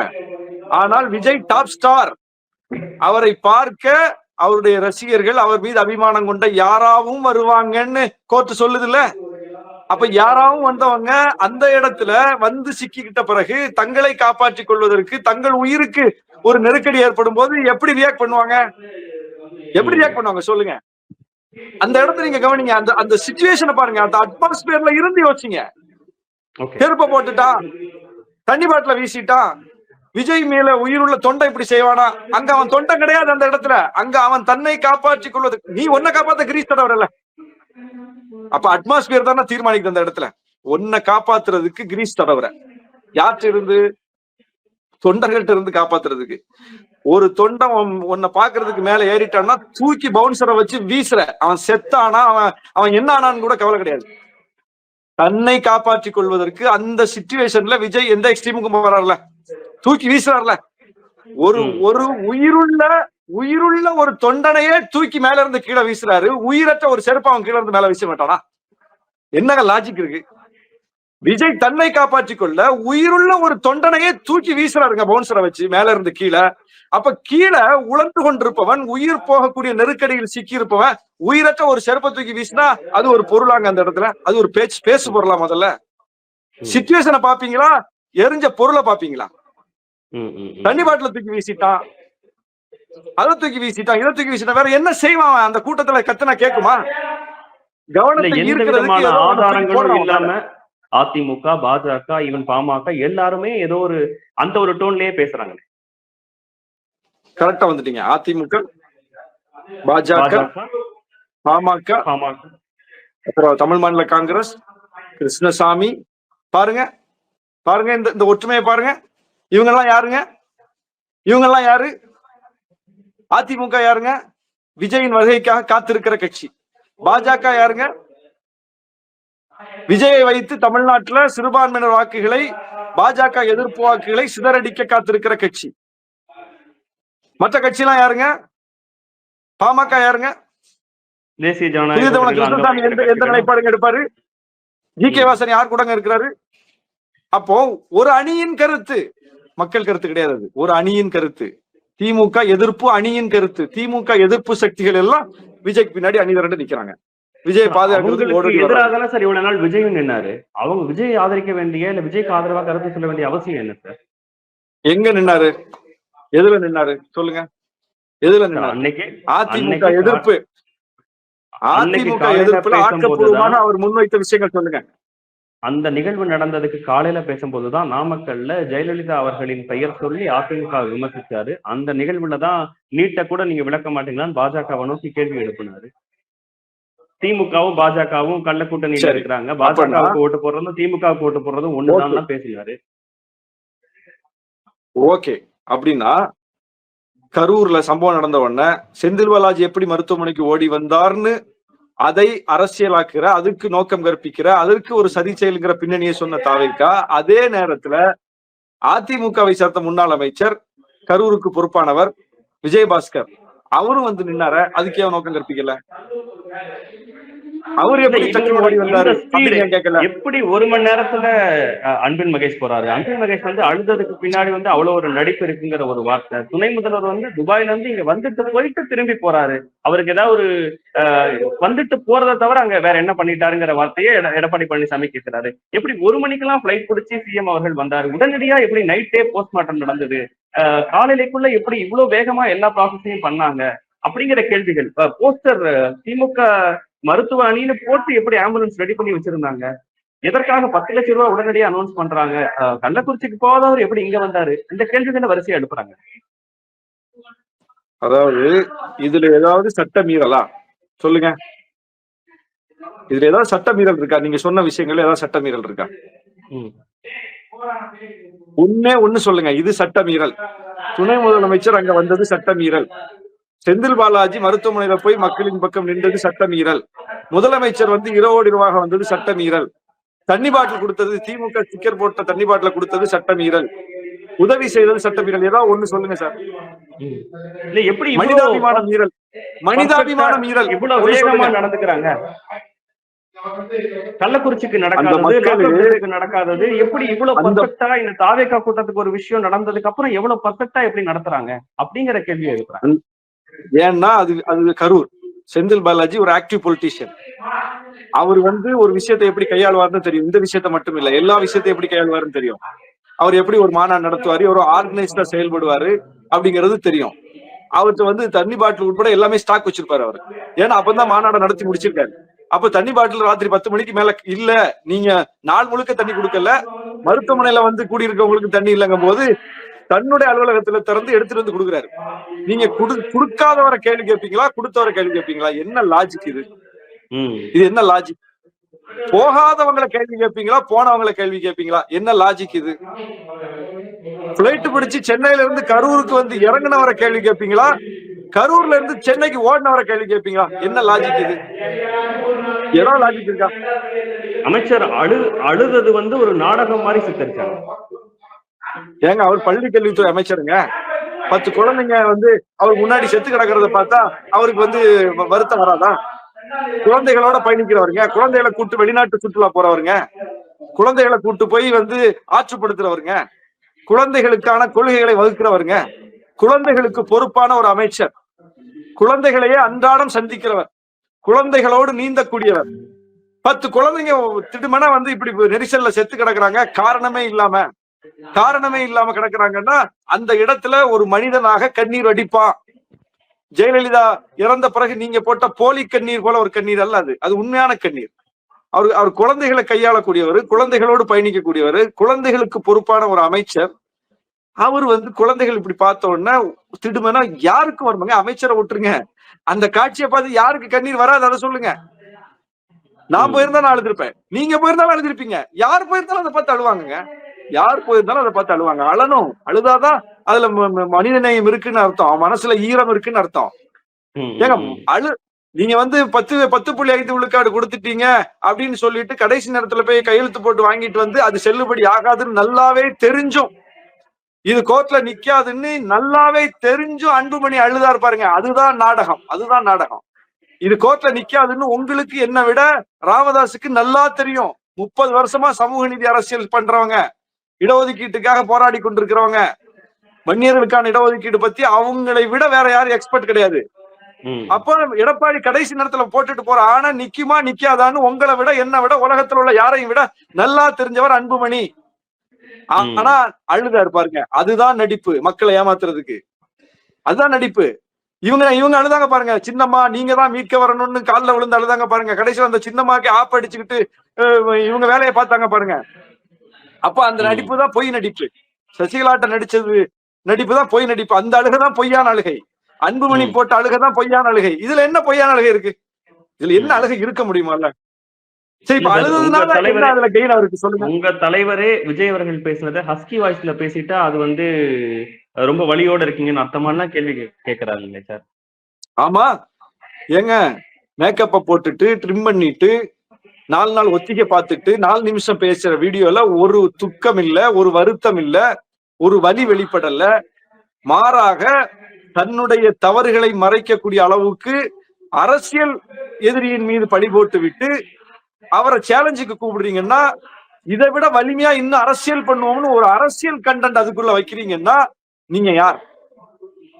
இல்ல சார், விஜயோட கெரியரையும் முடிஞ்சிச்சு, விஜயோட அரசியலையும் முடிஞ்சிருச்சுன்னு ஒரு ப்ரொபகண்டா பண்ணிருக்கும் போது நான் இன்னும் ஸ்ட்ராங்கா வருவேன், மன வலிமையோட வருவேன் அப்படிங்கறத முதலமைச்சர் வீடியோ போட்டு சொன்னாரா? விஜயுடைய அரசியல் முடிவு பெற்று விட்டது அப்படின்னு முதலமைச்சர் வீடியோல ஒரு வார்த்தை இருக்கா? மீண்டும் எழுந்து வருவோம்னு சொல்ல வேண்டியது யார் தெரியுமா? யாருக்கு சொல்லணும்? செத்து போனது யாருங்க? யார் வீட்டுல இளவு விழுந்திருக்கு? 41 வீட்டுல இளவு விழுந்திருக்கு. அந்த குடும்பத்தை மீண்டு இளவ கொண்டு வர்ற வேலையை தான் பார்க்கணும். ஆனா இவங்க கட்சியை மீண்டு எழுவோங்கிறாங்க. அந்த பக்கத்தை அப்படியே மறந்துட்டாங்க. அந்த பக்கம் போகல. இந்த பக்கம் வந்து கட்சியை மீண்டு எழ வைப்போங்கிறாங்க. அப்ப இவங்க நோக்கம் என்ன? உங்க கட்சி என்ன செத்து போச்சா? உங்க கட்சி செத்து போச்சுன்னு யாராவது சொன்னாங்களா? செத்து போன 41 பேர் அந்த குடும்பங்களை மீட்டெடுப்பதற்கு என்ன வழின்னு தான் இப்ப பேசணும். ஆனா இவர் கட்சியை மீட்டெடுப்பேங்கிறார், கட்சி மீண்டெழுங்கிறார். இதுதான் சொல்றோம். இதுதான் அந்த தொண்டர்கள் பற்றிய குறைந்தபட்ச நேயமும் இல்லாத வன்மமான அரசியல் பேச்சு. அதான் சொல்றேன் இல்லையா, விஜய வந்து அம்பலப்படுத்துறதுக்கு யாரும் தேவையில்லை. விஜய் வெளியே வர வர விஜய் அம்பலப்படுவார். ஏன் வந்து முதல்ல ஊடகங்களை சந்திக்க தயங்குறீங்க? இது ஒண்ணு போதுங்க. இவ்வளவு சம்பவம் நடந்துருச்சு இல்லங்க. ஒரு பிரஸ் மீட் வச்சு இதெல்லாம் காரணங்க, நீங்க சார்ஜே வைங்க. காவல்துறை இப்படிலாம் தவறு செஞ்சிருக்கு, அரசாங்கம் இப்படிலாம் தவறு செஞ்சிருக்கு, நாங்க பாருங்க என்ன சான்றுகளோட எவ்வளவு வந்து நாங்க மல்லு கட்டிருக்கோம் இந்த அரசாங்கத்தோட பாருங்க. எங்க பேச்சை எதையுமே அரசாங்கம் கேட்கல, எங்க பேச்சு எதையுமே காவல்துறை கேட்கல, வேணும்னே எங்களை கொண்டு வந்து இப்படி முச்சத்துல நிறுத்தி வச்சு இந்த மாதிரி பண்ணிட்டாங்கன்னு சொல்லி சான்றுகளோட ஒரு பிரஸ் மீட் போட்டு ஒரு பவர் பாயிண்ட் பிரசன்டேஷனோட காட்டுங்க. ஆதவ அர்ஜுன் அதுல எக்ஸ்பர்ட் ஆச்சே, பவர் பாயிண்ட் பிரசன்டேஷன்ல டேட்டா ஒர்க் பண்றதுல. அத பண்ணுங்க. சரி, விஜய் பண்ண முடியாது, ஆதவ அர்ஜுனா பண்ணட்டும். சிடி நிர்மல்குமார் செய்தி தொடர்புக்குன்னே அவர் எக்ஸ்பர்ட்ல, ஐடி விங்கில அவர் வந்து பொறுப்பாளர்ல, பிஜேபி அதிமுக எல்லாம் அந்த பொறுப்பை தானே அவர் வச்சிருந்தாரு, அவர் எக்ஸ்பர்ட்ல. அரசே அந்த அருண் வந்து அதிகாரி இல்ல, ஒரு துறையை எப்படி கையாளணும், கோப்புகளை எப்படி கையாளணும் அப்படிங்கிற விஷயங்கள்ல எக்ஸ்பர்ட்ல. அப்போ எல்லா எக்ஸ்பர்ட் உங்க கூட இருக்காங்க. ராஜ்மோகன் எப்படி பேசுவாரு? அப்பா, ஏன் வந்து ஊடகங்கள்ல பேச மாட்டாங்க? இப்போ பேச்சாளர்கள் எங்க போனாங்க? வியூக வகுப்பாளர்கள் எங்க போனாங்க? பவர் பாயிண்ட் பிரசன்டேஷன் போடுறவங்க எங்க போனாங்க? உங்க கருத்தை சொல்றதுக்கு நீங்க வேற யார் கருத்தையும் சொல்ல வேண்டியதில்லை. இந்த சம்பவத்துல உங்க கருத்தை, தாவேக்காவின் நியாயத்தை, விஜய் தரப்பு கருத்தை சொல்லுவதற்கு அப்ஸ்காண்டா இருக்கீங்க. மன வலிமை இல்ல அப்படிங்கிறாங்க சார். மன வலிமை இல்லாமலா நீங்க சிஎம் சேலஞ்ச் பண்ணி வீடியோ போடுறீங்க? மன வலிமை இல்லாமலா வந்து நீங்க கோர்ட்டுக்கு போறீங்க? மன வலிமை இல்லாமலா நீங்க சிபிஐ என்கொயரி கேக்குறீங்க? மன வலிமை இல்லாமலா வந்து செத்து போனதெல்லாம் கூட்டத்துல வந்தா செத்தாங்கிறதுக்கு என்ன ஆதாரம்னு கேக்குறீங்க? மன வலிமை இல்லாமலா இதெல்லாம் செய்றீங்க? செந்தில் பாலாஜியை கார்னர் பண்றீங்க? ஏங்க அவ்வளவு மன வலிமையோட இருக்கீங்க. ஆனா இரங்கல் சொல்றதுக்கு மன வலிமை இல்லையா? ஒரு அஞ்சலி கூட்டம் நடத்துறதுக்கு மன வலிமை இல்லையா? கொடிக்கம்பத்தை அரைக்கம்பத்துல பறக்க விடுறதுக்கு வலிமை இல்லையா? ஹாஸ்பிட்டல்ல போய் பாக்குறதுக்கு வலிமை இல்லையா? இறந்தவங்க வீட்டுக்கு போய் துக்கம் விசாரிக்கிறதுக்கு வலிமை இல்லையா? என்ன கூத்து, ஒரு பிரஸ் சந்திச்சு தங்கள் தரப்பு நியாயத்தை சொல்றதுக்கு வலிமை இல்லையா? சோசியல் மீடியால உட்கார்ந்து அவதூறு பரப்புறதுக்கு வலிமை இருக்கு. கலவரம் செய்யணும், புரட்சி வெடிக்கணும் அப்படின்னு சொல்லி தூண்டுறதுக்கு வலிமை இருக்கு. ஆனா பிரஸ் சந்திக்க வலிமை இல்ல. ஆதவர்ஜுன பிரஸ் போய் நிக்கிறாங்க, கேட்ட திறக்கிறாரு, சாப்பிட்டீங்களான்னு கேக்குறாரு. ஐயா, இந்த ஒரு கேள்விய அந்த மக்கள்கிட்ட கேட்டிருந்தா தப்பிச்சிருப்பாங்கல்ல. சாப்பாடு ஏற்பாடு பண்ணிட்டு சொல்றாருங்க. இந்த கரிசனத்தை அந்த கூடியிருந்த தொண்டர்களுக்கு ஒரு தண்ணி பாட்டில் கொடுக்கறதுல காட்டியிருந்தா தப்பிச்சிருப்பாங்கல்ல. ஓகே, புரிஞ்சுக்க முடியுது, உங்க கேள்வி புரிஞ்சுக்க முடியுது. இந்த நேரத்துல இந்த சூழலை வாய்ப்பா பயன்படுத்திட்டு அரசியல் செய்யறாங்க திமுகவினரும் திமுக கூட்டணி கட்சிகளும் அப்படிங்கிற ஒரு கேள்வி. இன்னொன்னு, அருணா ஜெகதீசன் ஆணையம் போட்டுட்டு இதே நேரத்துல இன்னொரு பக்கம் அதிகாரிகளை வச்சு பிரசன்டேஷன் போட்டு அரசு சைட்ல இருந்து தவறே இல்லாத மாதிரி ஒரு விஷயத்த வைக்கிறாங்க. அரசு பக்கத்துல இருந்து தவறே இல்லாதது போல எல்லா தவறுகளையும் விஜய் பக்கமே வைக்கிறது. இந்த மூன்றுக்குமான பதில் உங்களோட நிறைவு கருத்தா சில கேள்விகள் மட்டும். அரசு பக்கத்துல எந்த தவறுமே இல்லாதது போல விஜய் தரப்பு பக்கம் மட்டுமே எல்லா தவறுகளையும் சொல்றாங்க அப்படிங்கிற ஒரு விஷயம். அருணா ஜெகதீசன் தலைமையில ஆணையம் போட்டு அமுதா ஐஏஎஸ் எல்லாம் விட்டு அவங்க அதிகாரிகள்லாம் வந்து ஒரு பிரசன்டேஷனை போட்டு அரசு சைட்ல இருந்து தப்பே இல்லாதது போல ஒரு விளக்கம் கொடுக்கறது சரியா? இதை ஒரு வாய்ப்பா பயன்படுத்திட்டு திமுகவும் அதன் கூட்டணி கட்சிகளும் விஜய்க்கு எதிரான ஒரு தீவிர அரசியலை முன்னெடுக்கிறது சரியா?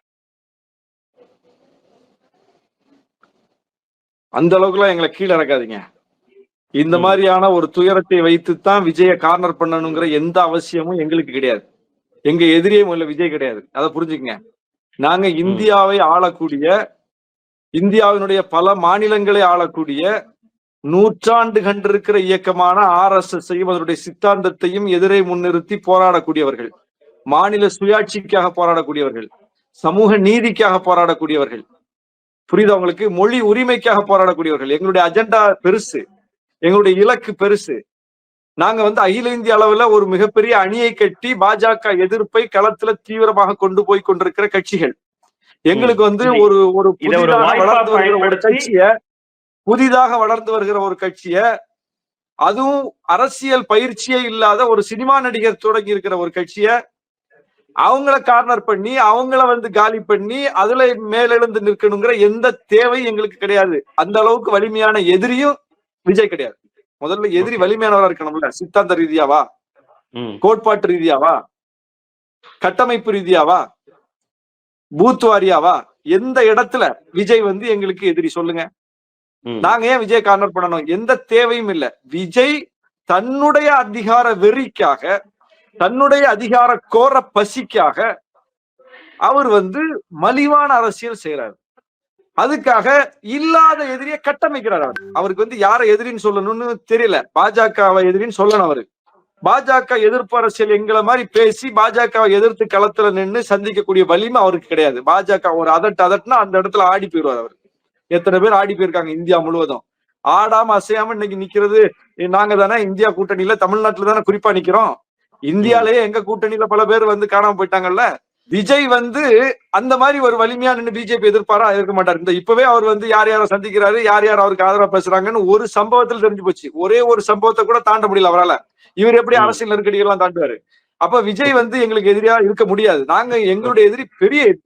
அப்படிப்பட்ட இடத்துல விஜய் வந்து தப்பா சொல்றாரு, பிழையா செஞ்சுக்கிட்டு இருக்காரு. அப்ப மக்கள்கிட்ட ஒரு தவறான கருத்தை அவங்களுடைய ஊடக வலிமையை பயன்படுத்தி, அவங்களுடைய கருத்துருவாக்க வலிமையை பயன்படுத்தி, ஏன்னா மிகப்பெரிய கருத்துருவாக்க வலிமை விஜய்க்கு இருக்கு. மிகப்பெரிய ஒப்பீனியனை ஒரு நிமிஷத்துல மேல இருந்து கீழே கொண்டு போய் சேர்த்த முடியும். அவருக்கு அந்த செல்வாக்கு இருக்கு. அப்புறம் உண்மையை விட வேகமாக பற்றி பரவுகிற வலிமை வதந்திக்கும் பொய்க்கும் இருக்கு. விஜய்க்கு மிகப்பெரிய ஊடக வலிமை இருக்கு. விஜய் தப்பே செஞ்சாலும் போற்றி பாதுகாக்க ஊடகங்கள் தயாரா இருக்கு. வீட்டுல இருந்து புறப்பட்டதுல இருந்து நொடிக்கு நொடி விஜய வர்ணிக்கக்கூடிய காட்சி தொகுப்புகளை போடுறதுக்கு மீடியா ரெடியா இருக்கு. இவ்வளவு சொகுசுல இருக்காரு அவரு. அப்படிப்பட்டவர் ஒரு பொய்ய சொன்னா அவருக்கு ஏற்கனவே ஒரு வலிமை இருக்கு, பொய்க்கு இன்னொரு வலிமை இருக்கு. ரெண்டு வலிமை சேருதுங்க அந்த இடத்துல. இந்த பக்கம் அந்த ஊடக சொகுசு எல்லாம் கிடையாது. ஊடக சொகுசே கிடையாது. எந்த தப்பு செஞ்சாலும் 1000 கேள்வி கேட்டுருவாங்க. ஏதாவது ஒரு தவறு நடந்ததுன்னா அதை நேரடியா முதலமைச்சர் தான் காரணம், இங்க வந்து எங்க கட்சியில ஏதாவது ஒருத்தர் தொண்டை தவறுமெண்டா திருமாவளவன் தான் காரணம்னு சீல் பண்றதுக்கு ரெடியா இருக்கீங்க. இப்படியான ஒரு நிலைமையில நாங்க இருக்கோம்.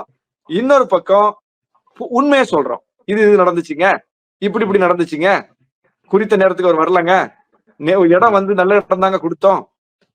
என்ன இப்படி எல்லாம் உண்மையை ஆணையம் தானே, நீங்க அமைச்சிருக்க ஆணையம் தானே அதை சொல்லணும். நீங்க உங்க கருத்தை போய் ஆணையத்துல சொல்லலையே, நீங்க உங்க கருத்தை ஆணையத்துல சொல்லலையே. அப்ப நீங்க பொது வெளியில ஒரு சார்ஜ் வைக்கும் போது பொது வெளியில அதை மறுக்க வேண்டிய கடமை ஏற்படுதுல்ல. எத்தனை ஃபேக் வீடியோ, எவ்வளவு பொய்யான கருத்துருவாக்கம், 25 பேர் மேல வழக்குங்க. ஏன் எவ்வளவு வீடியோ, அப்புறம் வழக்குன்னு சொன்னோன்னா 2500 வீடியோ டெலிட் பண்ணிட்டு ஓடிட்டானுங்க. அப்ப எத்தனை ஆயிரக்கணக்கான வீடியோக்கள், அதுதான் மிரட்டல் கிடையாது. சமூகத்துல பதற்றத்தை ஏற்படுத்தாமல் தடுப்பது அரசாங்கத்தினுடைய கடமை. நீ வந்து இப்படி எல்லாம் ஒரு பழிய போட்டுட்டு ஒரு 3 நாளா ஒரு ஒப்பீனியனை கிரியேட் பண்ணிட்டு 25 பேரை விட்டு பேச வச்சுட்டு ஃபேக் வீடியோவை எல்லாம் பரப்பிக்கிட்டு கிளைமேக்ஸ்ல என்ன நடக்குதுன்னு பாருங்க. புரட்சி வெடிக்கணும், இளைஞர்கள் வீதிக்கு வரணும்னு கிளைமேக்ஸ்ல ஒரு கருத்தை சொல்றீங்க. அதுக்கு முன்னாடி முன்னேற்பாடா இதெல்லாம் செஞ்சிடறீங்க. அரசாங்கத்துக்கு மேல ஒரு வெறுப்பை ஊட்டி, முதலமைச்சர் மேல ஒரு கோபத்தை மூட்டி, கடைசியில என்ன செய்யணும்னு வழிகாட்டுறீங்க. அப்ப இது ஒரு பிளான், திட்டமிட்ட ஒரு பிளான் தெரியுது பாருங்க இதுல. இப்ப இந்த இடத்துல அந்த சதியை முறியடிக்க வேண்டிய தேவை ஒரு அரசாங்கத்துக்கு ஏற்படுதுல. அப்ப அதை செஞ்சா தப்பா? அதை செஞ்சா தப்பா?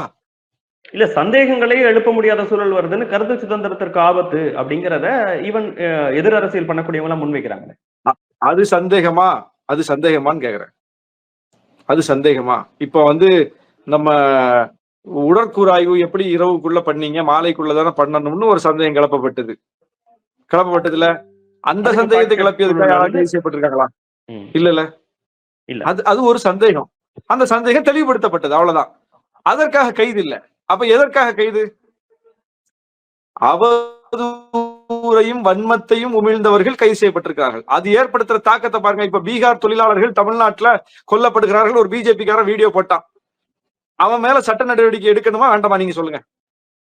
அந்த வீடியோ சரிங்களா? அந்த வீடியோ தமிழ்நாட்டுல மட்டுமில்ல, வட மாநிலங்கள்ல எவ்வளவு பெரிய கொந்தளிப்பை உருவாக்கும், தமிழ்நாட்டின் மீது எப்படிப்பட்ட பார்வையை கொண்டு போய் சேர்க்கும், எவ்வளவு பெரிய ஒரு நெருக்கடி உருவாகும், இங்கே வந்திருக்கிற லட்ச தொழிலாளர்கள் மனத்துல எப்படிப்பட்ட தாக்கத்தை ஏற்படுத்தும். அப்ப அதையெல்லாம் கவனத்துல கொண்டுதான் அந்த வீடியோ தவறு, அதை போட்டவரை கைது செய்யணும்னு சொல்லி சட்ட நடவடிக்கை எடுக்கிறோம். அதுதானே அந்த இடத்துல இதுலயும் பார்க்கணுங்க. அப்போ ஒரு கொந்தளிப்பான ஒரு சூழ்நிலை, 41 பேர் பலியா இருக்காங்க. அப்படிப்பட்ட ஒரு நேரத்துல முழுக்க அரசியல் கால் போடு, அதை திசை திருப்புவதும், அதற்கு வீடியோ போடுவதும், அதற்கு வந்து ஒருத்தர் காரணமா சொல்லுவதும், அதெல்லாம் வந்து எவ்வளவு பெரிய விளைவை ஏற்படுத்தும் சமூகத்துல. விஜயுடைய பாடல்கள் கூட யங்ஸ்டர்ஸ்ங்க. அந்த யங்ஸ்டர்ஸ் வந்து பகுத்தறிவாங்களா? ஓகே, புரிஞ்சுக்க முடியுது. அரசு மேல ஒரு தவறுமே இல்லையா? ஏதாவது ஒரு அதிகாரி மேலேயாவது நடவடிக்கை எடுத்தீங்களாங்கிற கேள்விக்கு நிறைவு கேள்வி உங்களோட பதில். நீங்க சொல்லுங்க, அரசு மீது என்ன தவறு சொல்லுங்க.